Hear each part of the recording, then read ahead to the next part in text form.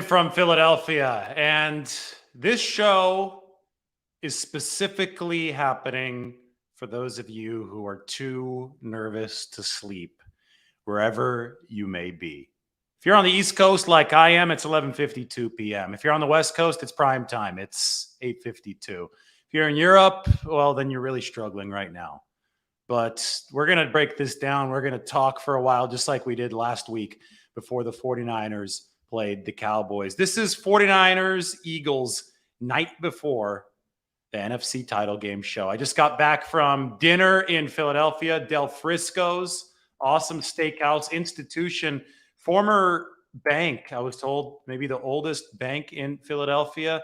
We could take a look at what everything looked like. This is from my Twitter page today. Del Friscos, you can see the inside, the big pillars, multiple stories. So we sat upstairs. Multiple Eagles chants broke out in Del Friscos from the upper level. There's a table that was doing one like every 5 minutes at the start. I mean, stuff that you just wouldn't get on the West Coast. Let's put it bluntly.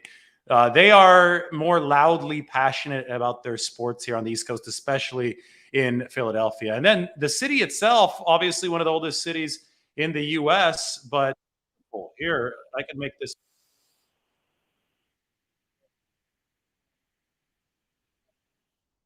There you go. I think that might be the Masonic Temple. I'm not sure, but anyway, you have the equestrian statue. This right here is Philadelphia City Hall, ornate building, tall building. I was right next to it. That's where I did my 49ers Eagles prediction. And you pan over and you see the Eagles colors. So much of the skyline here in Philadelphia is green for some reason. Not sure why, but there might be a big football game tomorrow. And of course, that is why it's green. The Eagles and the 49ers in the NFC Championship game. In my prediction piece, I mentioned that this is the biggest toss-up that I've ever covered, especially at this level with these stakes. The Super Bowl is on the line, and we have the two clearly best teams in the NFC, and I can't figure out who's better than the other. I think that the 49ers might be a smidge better. I do think the 49ers have a lot of the want to that's going to be necessary to punch a ticket to the Super Bowl. I'll talk about that, and I think that should be something that 49ers fans hang their hats on tonight. But at the end of the day, we don't know what's going to happen tomorrow. These are all highly paid professional athletes, and there's going to be a whole lot of talent on both sides. And it might come down to a couple bounces, which is why I think this is so nerve-wracking for so many people involved. But we have finally, after the toil of a season, and these seasons are long, longer than they've ever been in the NFL, we finally reached the point where a game will be played that will directly influence the Super Bowl, right? You win and you're in. You lose and you're going to be devastated. And the thing about the 49ers situation right now is they were completely devastated by losing this very game last season, January 30th of 2022. So on Monday, it's going to be a year to that day. The 49ers lost to the Rams 20-17. And losing the NFC Championship game for some people might be even rougher than losing the Super Bowl, because at least if you win the NFC Championship, you get to go to the Super Bowl, you get that recognition, you get to glow and bask in the glory of those 2 weeks ahead of the biggest game that there is. If you lose the NFC Championship game, then you just have to turn around and watch the team that beat you get the 2 weeks of glory. And then last year, the Rams did win it all. So the 49ers a year ago lost to the Rams. They felt that pain. They lost to them in really tough fashion because the 49ers firmly believe that they're better than the Rams. And I think that they have a really strong mountain of evidence to support that notion. I mean, they beat the Rams in they've beaten the Rams in 8 of the last 9 meetings. The 9th one, the NFC title game, is the one that they lost. And that just happened to be when the 49ers were most injured. So there's a lot of regret around the 49ers building about how that NFC title game went because of stuff that was really out of their control. Yeah, Trent Williams says that he shouldn't have played on a high ankle sprain, but hindsight is 2020. It's an NFC Championship game and you're Trent Williams. Of course, you're going to try to play if it is at all physically possible. And it was possible for him to play, but he didn't play well. And so many other 49ers were dealing with big-time injuries. Jimmy Garoppolo very publicly was dealing with a shoulder injury that derailed his entire offseason, had to have surgery, and a thumb injury, a torn thumb ligament. So their quarterback was compromised. Their entire line was essentially compromised. Guys on defense were playing with stuff, and the 49ers ended up falling short to the Rams in the fourth quarter. They ran out of gas at the end of that season. But I think that the experience and the hunger and the pain has led the hunger from that loss, has directly carried over into what the 49ers are doing this season. Just take a look at history. And I talked about history in my big feature that I wrote this week on Kyle Shanahan. We'll put it up on the screen. This is Kyle. And this is the feature that I wrote. Kyle, and you can see the headline right underneath his headshot.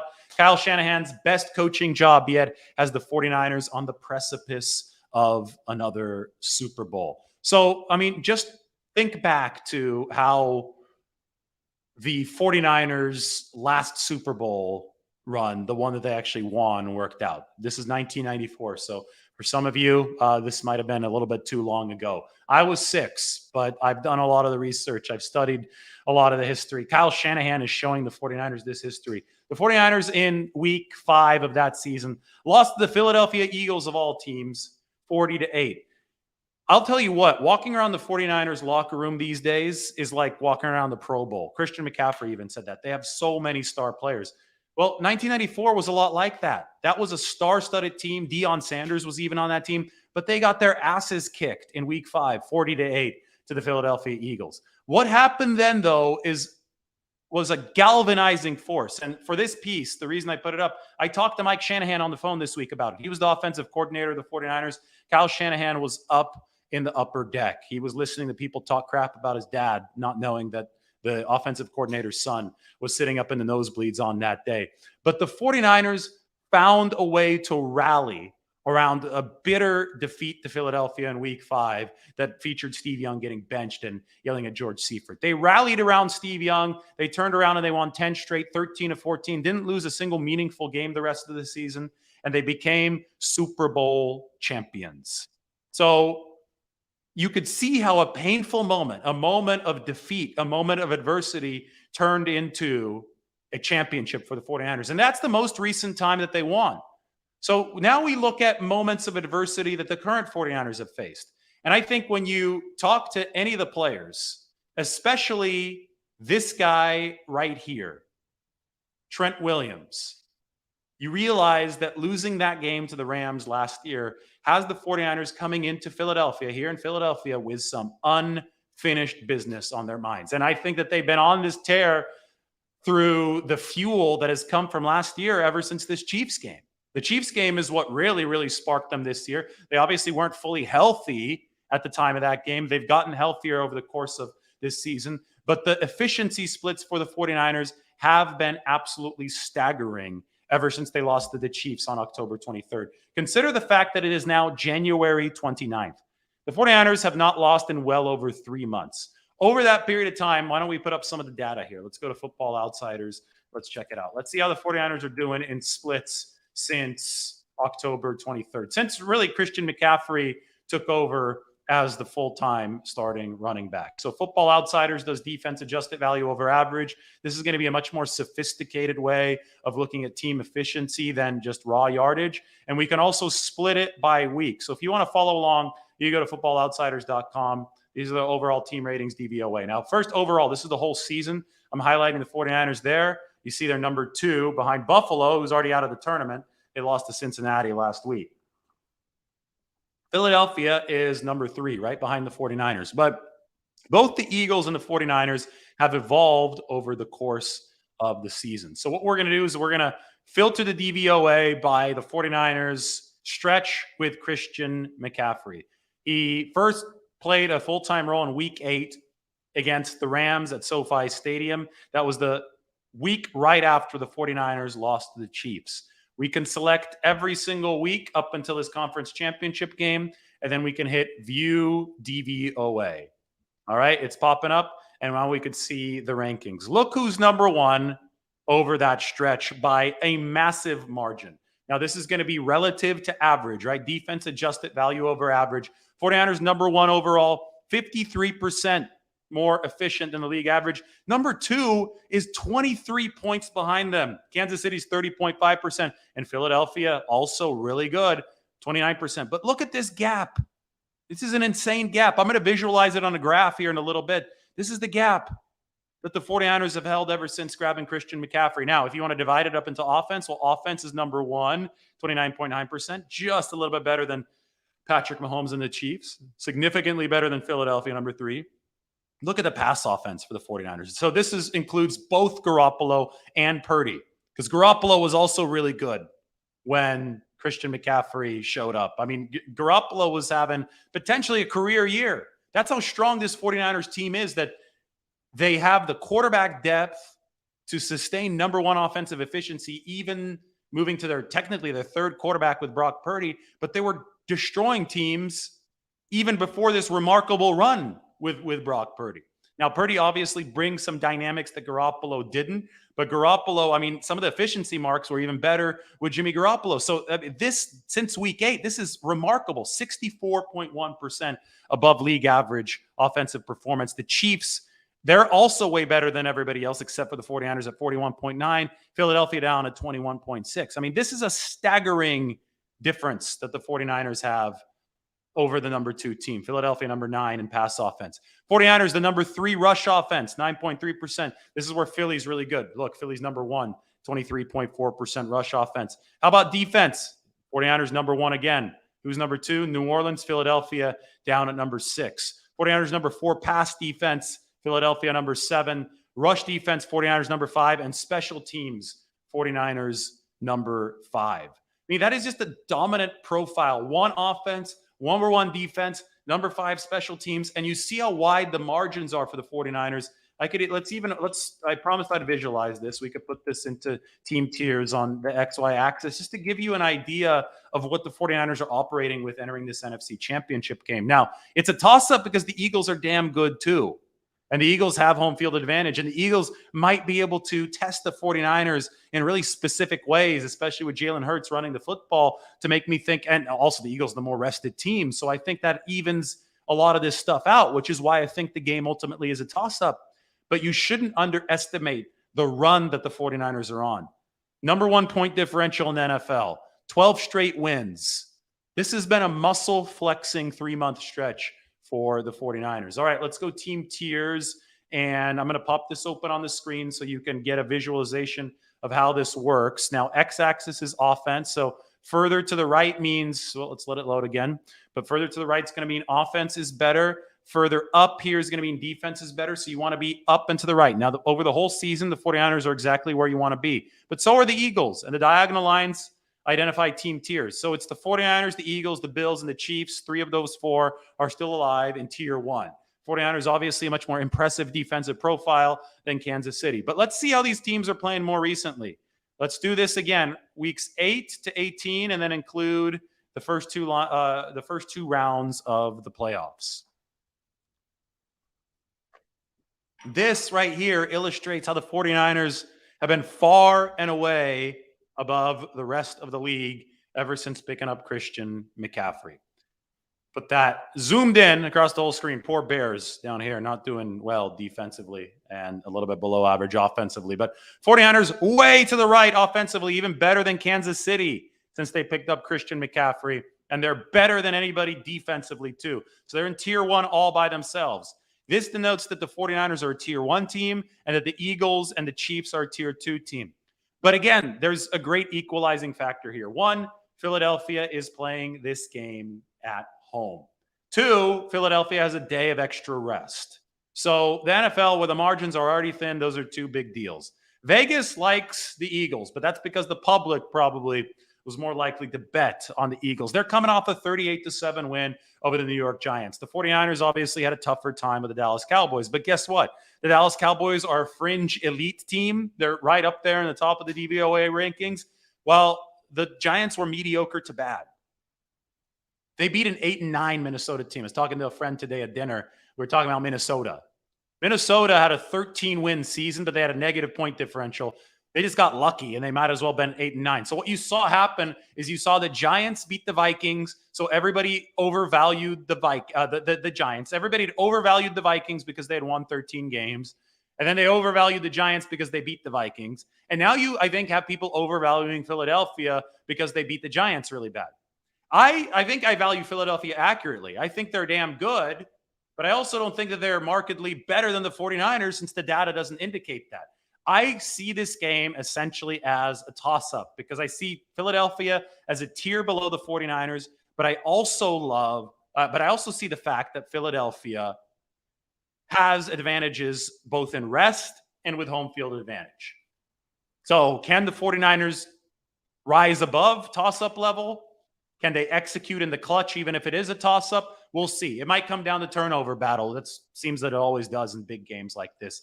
The 49ers led the league in turnover margin this year. They also led the league in takeaways. 22 interceptions for this team. They still lead the league. 2 interceptions last week of Dak Prescott. Jalen Hurts doesn't throw interceptions. 1.3% interception rate this year. He's been really good. But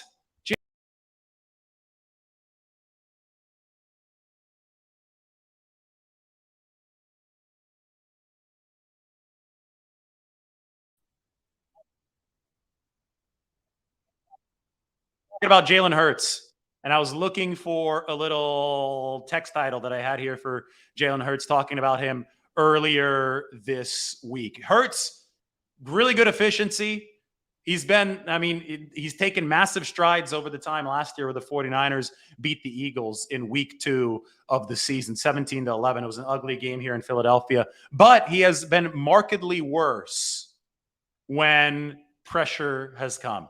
One of the top efficiency guys in the league in a clean pocket. And the good news for the Eagles is that their offensive line is really good, but he's been the 4th least efficient quarterback in the NFL when pressured. So when you look at a lot of the dynamics of this football game, they're going to be the tried and true dynamics of any title caliber football game. It's all going to start up front because what happens up front either accentuates your chances of winning the turnover battle or hurts your chances of winning the turnover battle because teams are more likely to cough up the football, throw it to the other team when they are under duress. So can the 49ers put Hurts under duress in this game? And can the Eagles, who have the league's best pass rush, a sack rate of 11.4%, can they put Brock Purdy under the type of duress that hurts the 49ers? What, is really, really remarkable to me, and I was looking at this yesterday, is how good Brock Purdy has been under pressure this year. So all of the debates about Brock Purdy and can he keep up what he's doing even in this massive game coming up, NFC title level against the best pass rush in football, all of these debates are super relevant to what may or may not happen in this football game because Brock Purdy's at the centerpiece of the 49ers offense and he's been doing exceptional things.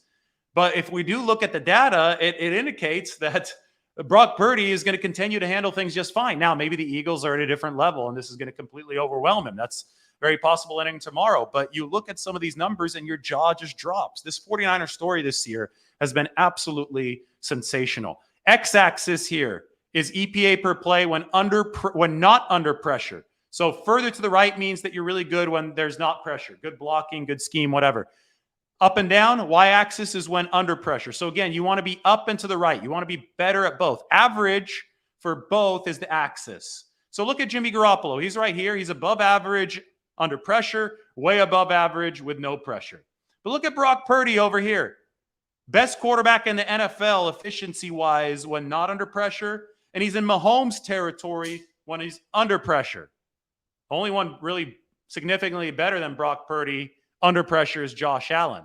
But Josh Allen wasn't as good in structure, and we saw that Josh Allen had a rough performance as the Bills exited the playoffs last week against the Cincinnati Bengals. Meanwhile, Jalen Hurts, according to EPA per play, he's done okay, a little bit above average when under pressure. Some of the other metrics, like yards per attempt, throwing the football when he's been under pressure, that's where Hurts is 4th worst in the league. Now, the reason Hurts is above average here, despite being 4th worst in some of those passing metrics, is because he can run. The Eagles are awesomely explosive offensively, and this is probably what's causing 49ers fans to lose the most sleep tonight, is not only do they have 2 wideouts in Devontae Smith and A.J. Brown who can really challenge your top 2 cornerbacks, and obviously a very versatile back in Miles Sanders, but they have a quarterback who can get out of the pocket, and even if he's struggling against pressure on 3rd down, throwing the football, he can take off and run. And I get it. The 49ers are a wide 9 team. Guess what? So are the Eagles. Both of these pass rushers run the wide 9. The accordion is elongated so those edge rushers can roar around the tackles. And because of that, there sometimes is a lane to step up and run through if you're the opposing quarterback. Last season when the Eagles played the 49ers, Jalen Hurts rushed 10 times for 82 yards. 49ers won, but that's a lot of yards for a quarterback to pick up. So the big differentiator for the Eagles, the one that is putting people into this type of mood, if they're 49ers fans, the nervous mood, is the fact that Philadelphia constrained the 49ers offense in a way that's broken the hearts of the 49ers offense before. The imperative key in this game for the 49ers to maintain the type of efficiency that Brock Purdy has up here and to keep Jalen Hurts with the pack and really translate that onto the scoreboard is going to be to win the off-schedule game tomorrow. And that starts at the line of scrimmage. But, for example, you can't let Jalen Hurts run free all too much. You can't let him roll out, buy time, and then hit you with big plays downfield all too much. Conversely, the Eagles can't let Brock Purdy do that. And I think this is where some of the narrative around this game is just not really hitting the mark. Brock Purdy's been very good at escaping the pocket this year, to the point where he's so good at it sometimes that he escapes too early. And that's, working the 49ers out of structure. And it's something that Shanahan wants to get him to temper, but we can talk about that another time. But Brock Purdy has showed off that 1-5-5 10-yard split, which is, I think, probably even faster than Jalen. Let's see what Jalen Hurts' 10-yard split is. Let's see if we could find that.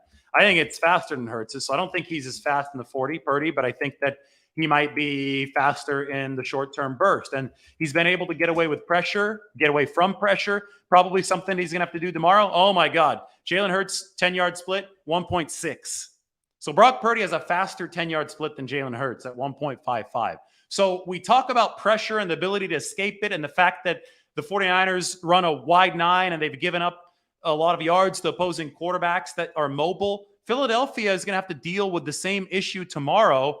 Maybe not in terms of running yards from Brock Purdy, but if that's a wide 9 coming in hot at Purdy, I don't know if they faced a quarterback who can dart 5 yards as quickly as Brock Purdy yet. That is his superpower physically, right? He's unimposing size-wise, doesn't have the best arm. The release is not as quick as Jimmy Garoppolo's, but the movement ability in the pocket for Brock Purdy is sensational. And he's got the moxie and he's got the know-it, the know-how, not the know. I was about to say the know-it-all. He's got the know-how of how to play the quarterback position and to play it out of structure. And the 49ers would like occasionally for him to stay a little bit more in structure. They don't want to see him rolling out to the left and giving up on plays all too early. The Eagles are going to try to make him roll to the left. But you look at this quarterback matchup, and I think these two guys have way more in common than people are trying to say. They're both inexperienced as far as this level goes.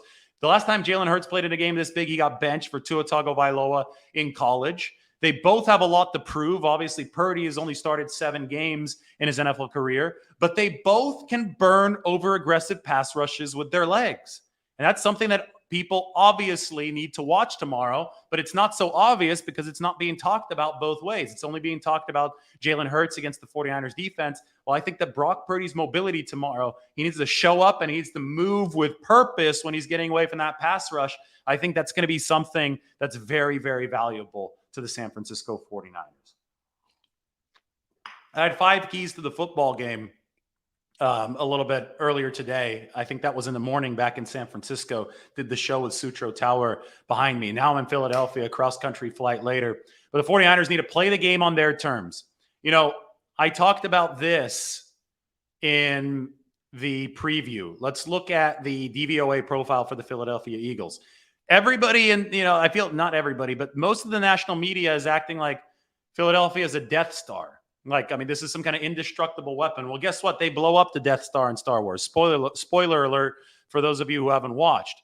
But, as you can see, there's a weakness with Philadelphia. Blue is good, red is bad. They blow up the Death Star in Star Wars because they find one weakness in the Death Star and they capitalize on it. You could see the one sliver of red here, and that's the run defense. Philly has not been good against the run. This is even after picking up Linval Joseph and Ndamukong Suh. Number 21 overall. It's been number 15 So it actually would be light blue if we were doing weeks 11 onward. It's been number 15 after picking up Joseph and Sue. But the bottom line is number 15, that's still a weak rank compared to everything else here. The 49ers don't rank that low in anything since picking up Christian McCaffrey. 49ers rank number 3 in rushing offense. So playing the game on your terms for the 49ers means playing balanced and being able to keep Philadelphia on its heels so they can expose slower linebackers and take advantage of a pass rush that is geared toward getting the quarterback in drop back situations. You know, the Eagles built this team because most of the NFL is passing a lot. The 49ers, though, built their team realizing that most defenses are like the Eagles, trying to build against the pass rush, and you could run at them. They're running the wide 9. They might be a little bit lighter at key spots, and you can run at them. The Eagles have slow linebackers. You can run at them. You can run choice routes out of the backfield to Christian McCaffrey. You can use positionless skill position versatility. McCaffrey, Deebo Samuel. We'll see if Elijah Mitchell plays. But, I mean, George Kittle is a versatile skill position guy. You leverage all of this, I don't want to say trickery. It's just adaptability. You leverage all this adaptability to keep Philadelphia off.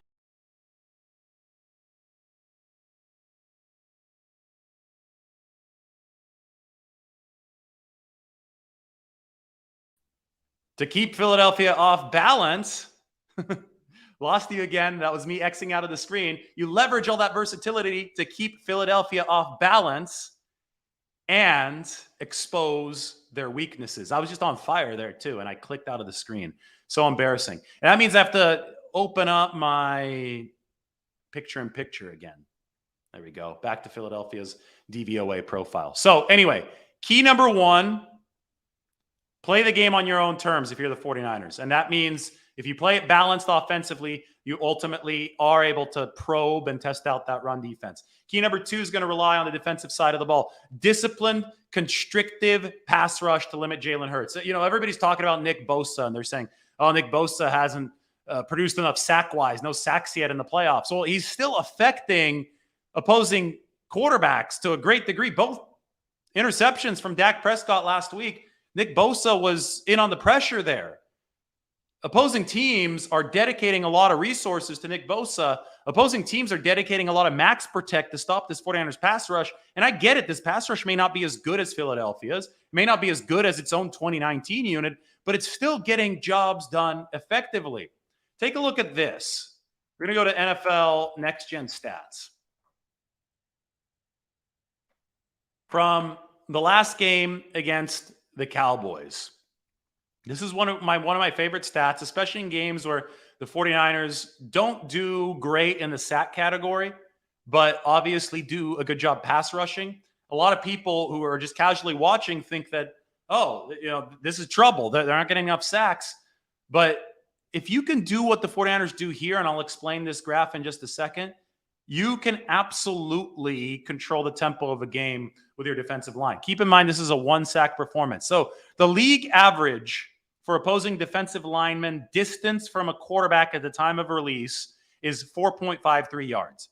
They have tracking chips in these guys' shoulder pads to measure how far they are from the opposing quarterback at the time of every release, and they can average every single snap out over the course of the game.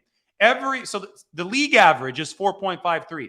Against the Cowboys last week, every single 49ers pass rusher was well within the 4.53 yard average, like well within. 3.52, 3.86, 3.87, 4.1. Sansom Ebukam is 3.52. Eric Armstead is 3.86. Nick Bosa was 3.87. So look, there you go. Bosa and Armstead and even and Ebukam are all within 3.5 to 4 yards of Dak Prescott on average, which is well under the league average. That is a disciplined, constricting pass rush. Javon Kinlaw, 4-1. Meanwhile, look at Dallas for comparison. That Dallas pass rush was doing a good job last week, but they have nobody under the league average from Brock Purdy. Everybody's further away than the league average. Even Micah Parsons, 4.59. And I don't even know what what DeMarcus Lawrence was doing at 6.31 or Dorrance Armstrong at 5.95. But, I don't think they played that poorly. I think that a lot of this, though, is indicative of Brock Purdy.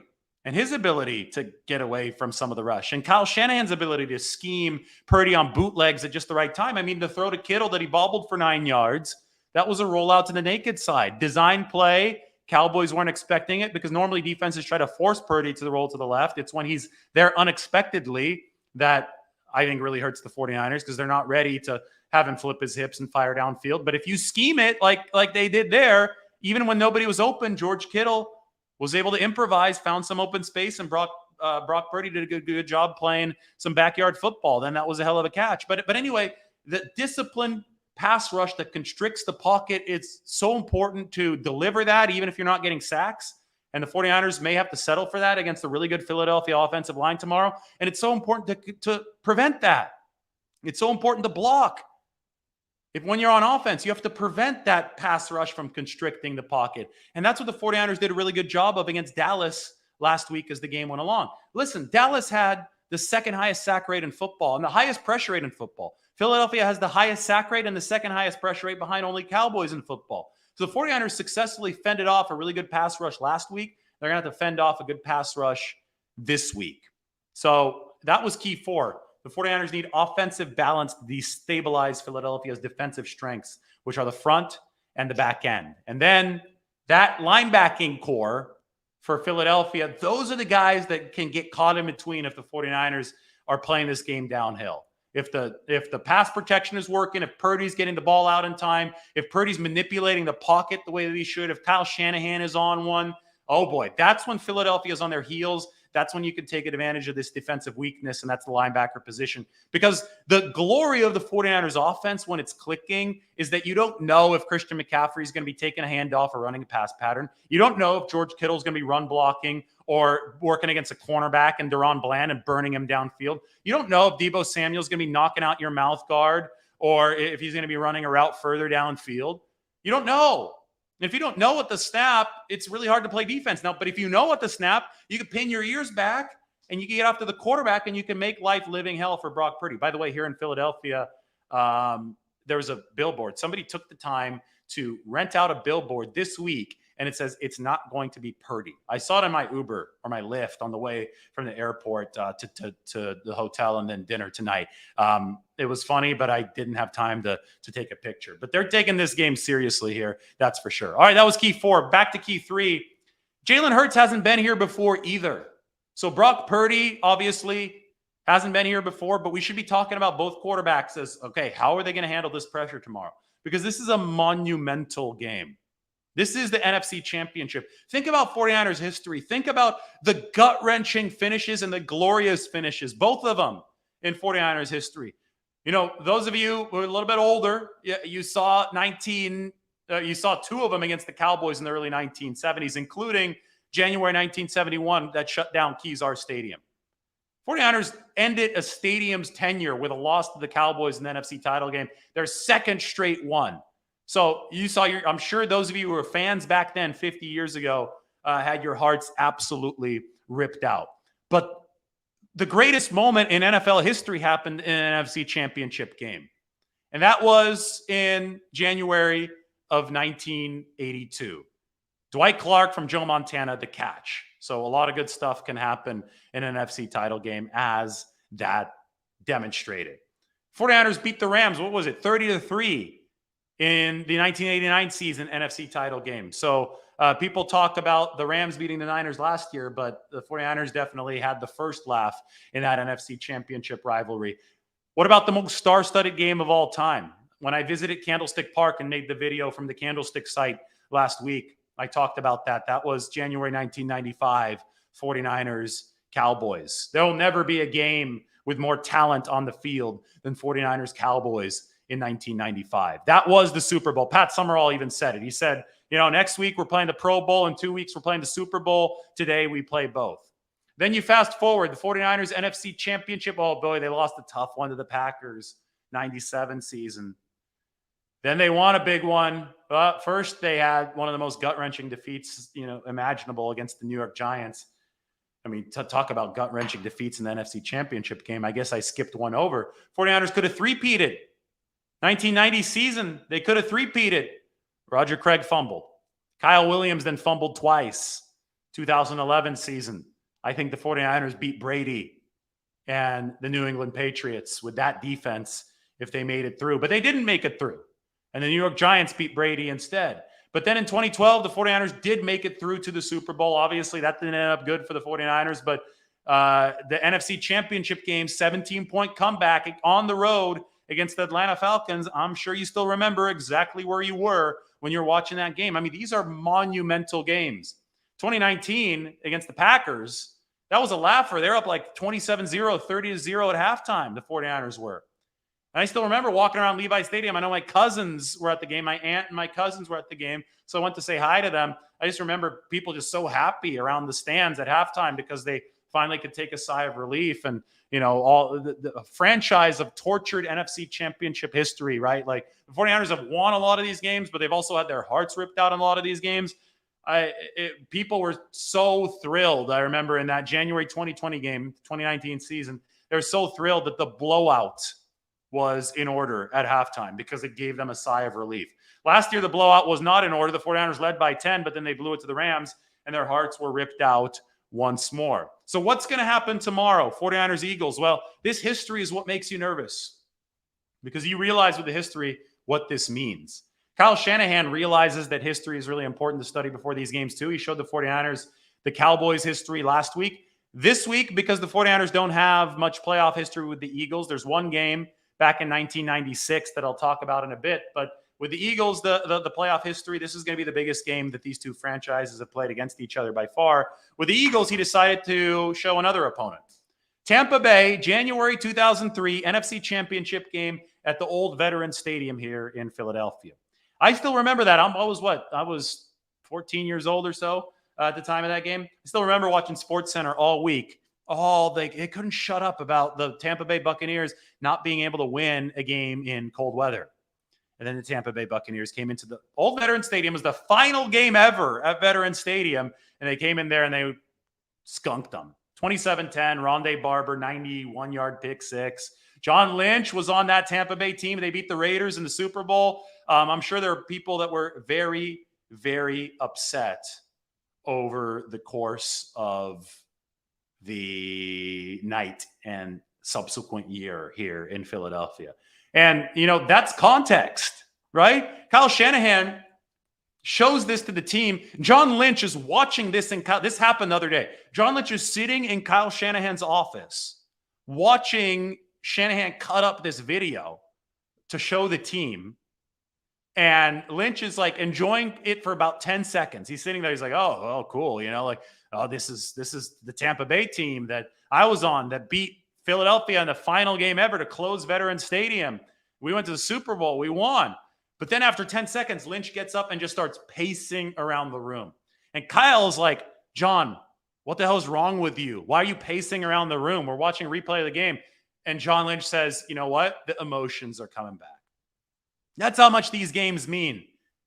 To me, like in a weird way, the NFC Championship game almost gives you more goosebumps than the Super Bowl because it's played in front of a home crowd. I really hope the league doesn't go through with the rumors that they want to go to NFC title games at neutral sites. That would be puke-worthy. If I could put the puke emoji up there right now, I would, but I'd rather just keep on talking. You've got to have these games at home stadiums. That's the awesome thing about tomorrow. The 49ers played one in front of a home crowd last year because the Rams fans didn't show up at SoFi. This year, it's not going to happen for the 49ers. I've been around Philadelphia. I mean, those of you who are just joining, it's been fun. I've gotten to do some cool things. I'll show a few pictures here from my Twitter. There are 49ers fans out and about, but I'd be shocked if it was 15% 49ers fans at Lincoln Financial Field tomorrow. It won't be. I mean, Philadelphia knows how to take care of their own stadium, unlike the Rams or some other teams. But this is Philly tonight, by the way. Dinner at Del Frisco's, awesome. Philadelphia City Hall. This is not it. That's just a building that's lit up green. This is Philadelphia City Hall as you look through. And then I got a nice little like wide angle shot of Philadelphia City Hall. I think there's an ice skating rink right by it. Anyway, cool city. The stadium complex is a little bit further to the south. This whole area is going to be going wild tomorrow, especially if Philadelphia wins and they go to the Super Bowl. Oh man, they're gonna be going crazy. But they may be upset if they lose tomorrow. So you got to look out for that too. My point is super high stakes. Kyle Shanahan understands that in history, there have been super high stakes in games played here, and he has definitely made the 49ers aware of all that, and they love going into some of this history. I mean, I wrote about this and the history this week. Here's my article in The Athletic. By the way, you can go to my page on The Athletic. You could see everything I wrote, from Trent Williams to, oh my God, the secret slide with John Lynch. That was fun the other day. I solved the case of how John Lynch got from on the field so quickly. Timed myself going down, and I'll tell you what, it was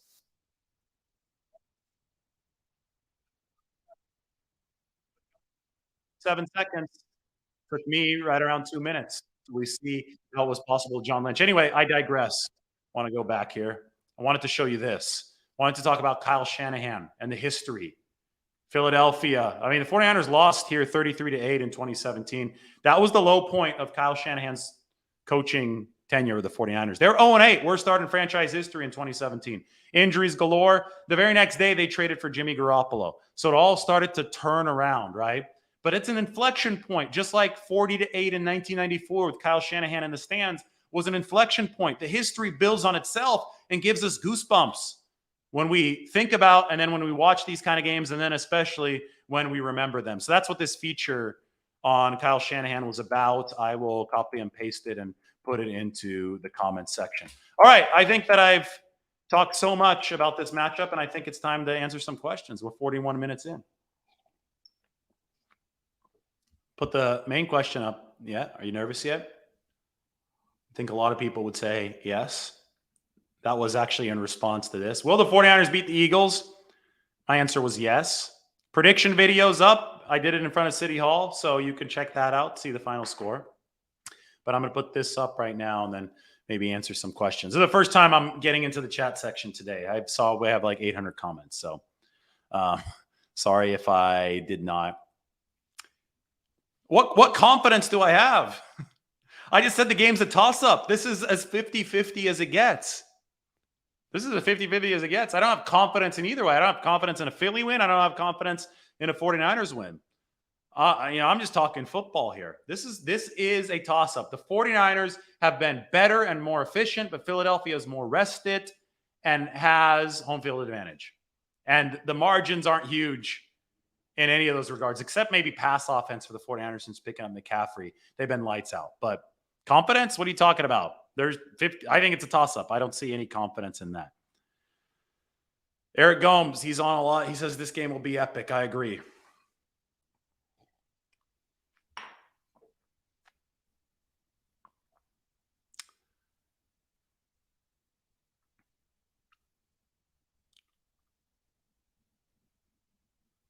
Let's go through some more questions, guys. I'm waiting for some good ones. The Eagles haven't been great against pre-snap motion. I think they've been the number one defense efficiency-wise against no motion, but they've been number 22 against motion, and Shanahan runs a lot of motion. I think the 49ers, the reason the 49ers have invested so much in an otherworldly linebacking core is the linebackers are a fulcrum of the defense, right? You have multiple levels to the defense, and you talk about rush fueling coverage and coverage fueling rush. That's front four fueling the back four generally, or back five, and the back five with their coverage buying time by locking guys down for the rush.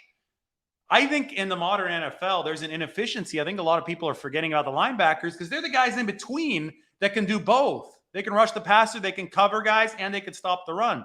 The 49ers have built the most versatile group of linebackers, the best group of linebackers in the league. And the reason I bring that up is because Philadelphia hasn't. And as many superlatives as we can give the Philadelphia defense, the pass rush, the interceptions they're generating, their linebackers aren't good. And I think that having good linebackers can combat pre-snap motion because those are the most adaptable pieces on the chessboard. So the 49ers have all these adaptable pieces on offense, and they run motion and do all this and all that. The best way to combat that is through good linebacker play. And I'm not sure that Philadelphia has that.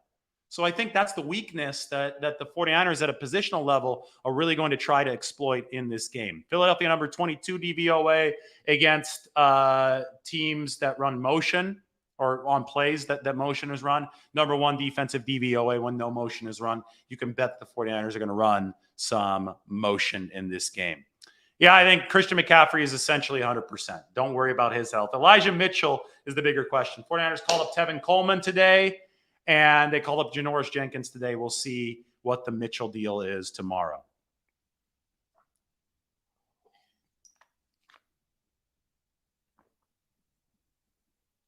The Eagles did get better against the run. They went, there's a question about how much better the Eagles got against the run. They're number 28 before week 11, number 15 since. But they're still not great against the run.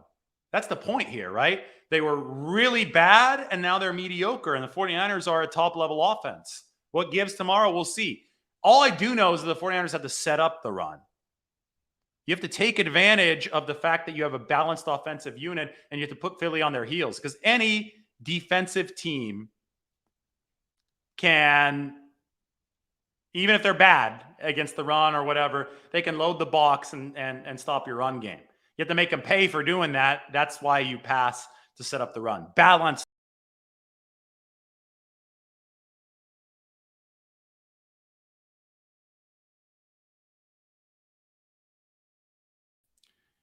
Balance to set up the run is probably the better way to put it. Is that 3 times now that I accidentally clicked out of the screen? Hopefully nobody noticed.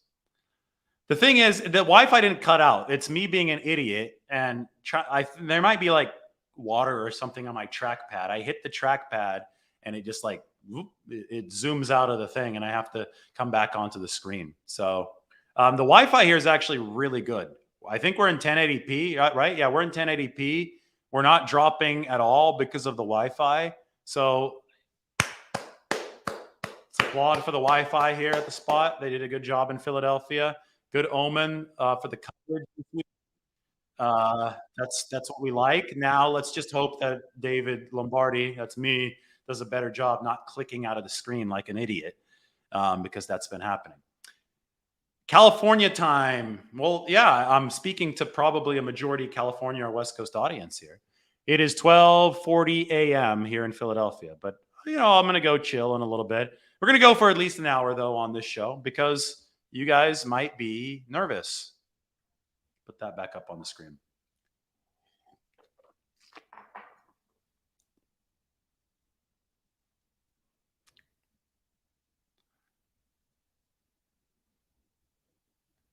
How good can the Philly O-line be if they lost those 2 games late in the season? Well, you don't only win and lose because of the offensive line. I think Philly's the second best offensive line in football, maybe even the top.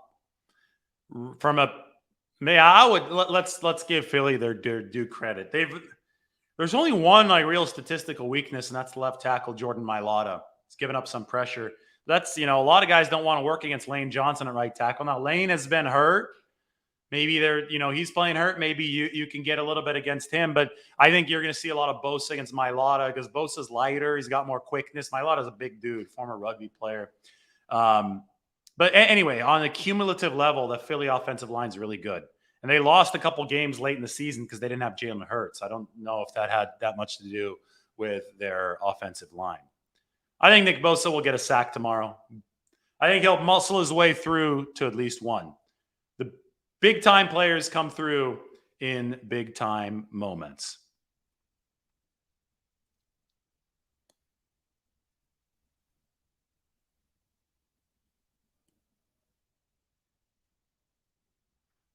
Do I expect Brian Shanahan to be more aggressive tomorrow and pull a few tricks out of his playbook? Trick plays? I don't know. Trick plays are always tough to gauge. Aggressiveness is just only going to happen like downfield throwing, I think is what you're asking about. If the 49ers can stave off that Philadelphia pass rush, you got to keep the Eagles on their heels because this is the best pass rush in football. They played it right last week, the 49ers did. That was the second best pass rush in football. You can't let Brock Purdy sit back there and have to survey the field for 30 yards at a time and get decapitated by the opposing pass rush. Just doesn't work that way. You got to play it conservative. paper cut them to death, get them off balance, then maybe hit them with a shot. But on the road in this game, pass rushes get fuel, and pass rushes have an advantage when it's loud because those edge rushers, they're going to get off the ball quick. They're going to have a couple tenths of a second advantage. You can't risk these negative play. Turnover differential is the most correlated stat to winning. I know fans love to sit back there and say, big play, throw it deep. Not how it works in real football. So I expect the 49ers to tiptoe their way into this game to make sure that they're playing it safe enough to where they don't derail their game plan because they think they're better than the Philadelphia Eagles. They think that they have the efficiency advantage in this football game. Holy crap, you guys have asked a lot of questions. Golden Lion. Who is the X factor with so many weapons on this team? Christian McCaffrey. Eagles are number 24 against running backs out of the backfield. Juwan Jennings, too, number 3 receiver. Eagles are number 22 against number 3 wideouts, DVOA. But McCaffrey is definitely the X factor. 49ers, after getting McCaffrey this year, turned into the number 1 offense in football. So I think, you ask X factor, I immediately think of CMC. Well, you're going to win your bet if I don't click out of the window again. I usually don't do it a single time. I've done it 3 times. One more time, though, and you lose your bet. So that line was set appropriately. I think Juwan Jennings has a big game tomorrow. First career touchdown in Philadelphia last year, week 2. I just said how bad the Eagles are against number 3 receivers. I think Jennings can have a big game for the 49ers. 1.4K viewers. We're almost at 1.5K. We got 9 minutes to go before the hour mark. And at that point, I probably call it a night, start to rest. Why is somebody asking me if I like French fries? Of course I like French fries.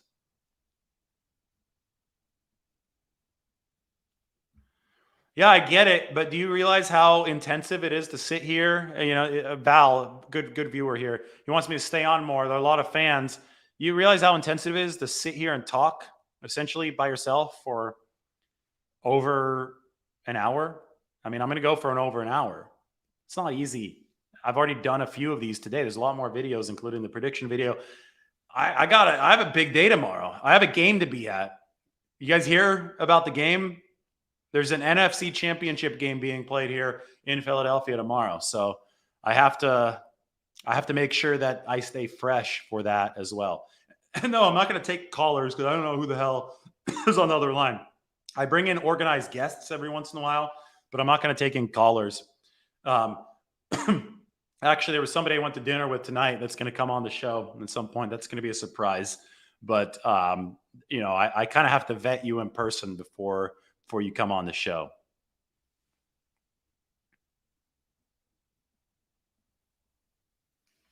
Somebody thinks this is vodka. It's water, trust me. It'd be a lot of burn if it was vodka, man.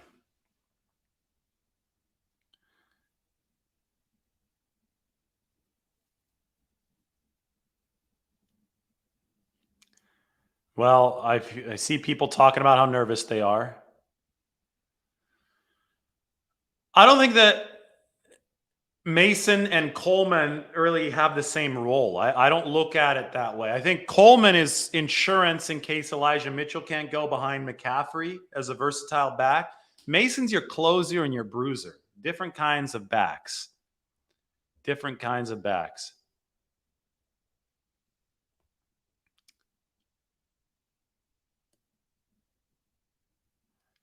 Somebody's saying the Eagles haven't played anybody. What's really funny is that I think strength of schedule in the NFL is a waste of time to talk about because everybody's good. It's not like college football. People make the mistake of comparing NFL to college football when talking about strength of schedule.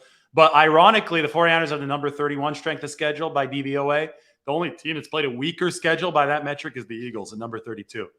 Now, nobody cares. These are still clearly the 2 best teams in the NFC, and they're going to square off tomorrow. I'm going to get a cheesesteak on Monday, probably. I got to have like a cheesesteak dumpling at Del Friscos today, the iconic steakhouse in the old bank in Philadelphia, but I'm going to I haven't been to the actual cheesesteak spot here. I've been to cheesesteak spots in Philadelphia, trust me, in years past. I flew in today. I got in at 8 o'clock at night, went straight to dinner. It's been a good day. I understand it's 9:45 p.m. on the West Coast. It's already 12:46 a.m. here in Philadelphia. It's Sunday. It's game day here in Philadelphia. I don't think the coin toss is that important tomorrow. If you're going to be relying on the coin toss to win this game, you probably shouldn't be in the NFC title game. I mean, it's obviously, I think if you're the 49ers, you'd rather start this game off on defense and get the ball to begin the third quarter, but you can't be too worried about the coin toss not falling in your favor. Hurts has fumbled a few times this year. You're right. I don't know how early I'm going to start tomorrow, but it's a good idea to subscribe right now. This is the question. It's a good idea to subscribe right now so you can find out tomorrow. I'm going to take the train down to the game. I'm going to take the Broad Street line, the subway train down to Lincoln Financial Field. I'm going to get the full atmosphere, probably make a video for you. Maybe thing is, I want to be at the game way earlier than noon. And so I'd have to do a breakfast cheesesteak. I'll probably get brunch, get the vibe of the city, get on the field, pump out content, stadium tour live. That's going to be fun. Do that before the fans get in. Got a lot in store for you guys tomorrow. NFC Championship Sunday.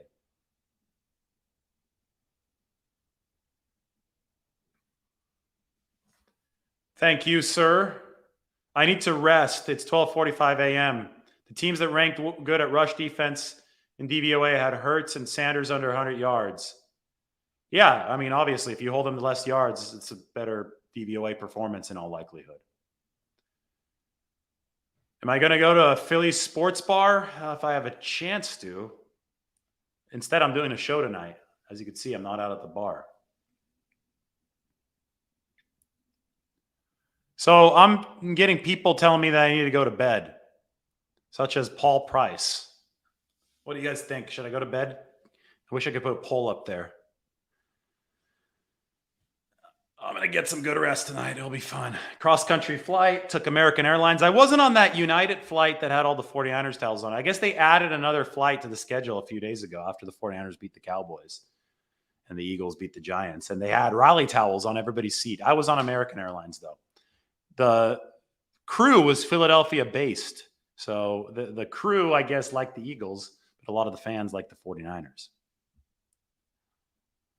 We got 3 more minutes. I'm going for at least an hour. So if you're still here, you need to sub to the channel. You need to sub to The Athletic. You need to check out some of the long-form pieces I did this week. I busted my tail to bring you coverage like this. A look at Kyle Shanahan. I then turned around and made a big game day prediction with Trent Williams on the cover, and Williams healthy this year. 49ers weren't healthy last year. They certainly are this season. So there's been a lot of stuff that I've been working on this week. So make sure to subscribe to The Athletic. Check that out. We started with our Eagles 49ers first look. We talked about how explosive the Eagles are. Jalen Hurts can run. We talked about their sack rate, but we also talked about the fact that the run defense isn't great for Philadelphia. There is a weakness here. They're bad against running backs in the pass game. They're bad against 3 and 4 receivers in the pass game. 49ers have to play this game on their terms and take advantage of some of that stuff. A couple more questions, and we will ride off into the sunset. Mike has a good point. Hit the sub button if you haven't. If you haven't, there's no reason to not. I mean, you're going to get the most behind-the-scenes content from Philly if you do hit that sub button. So that should be a reason to do it. You know, Gary seems like a really nice guy. He comments on every video. I like Gary. Thank you, Gary. Thanks for watching. Thanks for watching. I don't know if Drake Jackson's playing. We'll see tomorrow. We are 52 subscribers away from 33,000. That would be awesome. Oh, this is a good question. You think Mike McGlinchey, how do you think he'll do tomorrow? He's been good this year. I think he was watching Brandon Graham. Mike McGlinchey grew up in Philadelphia, the suburbs. Brandon Graham and Fletcher Cox were with the Eagles when McGlinchey was in high school here. It's a big game for him. He struggled before against the Eagles. I remember the 2020 game, but he was also significantly weaker and lighter then. McGlinchey can pass protect. He can anchor a bit now. It's going to be a fun matchup for Mike McGlinchey in this game. 49ers can hope that it's fun for him. Don't want him to fold in this game against a good defensive front, a really good defensive front.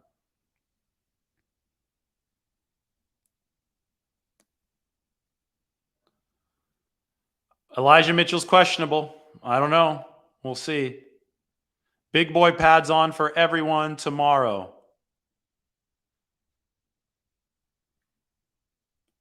Nice. Daryl's getting us subscribers tomorrow. That's great. Thank you.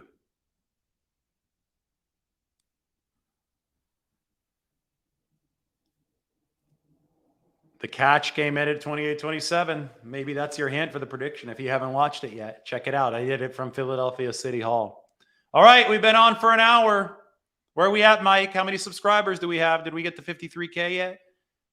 If it's getting close, maybe I'll stay for like a minute until we get there. My score prediction's in the other video. You have to check out my score prediction video. It's the video right before this. I'm about to end this one, so you can go there. 37. I don't think we're going to get the 33K while I'm on. We'll get to it like 5 minutes after I sign off.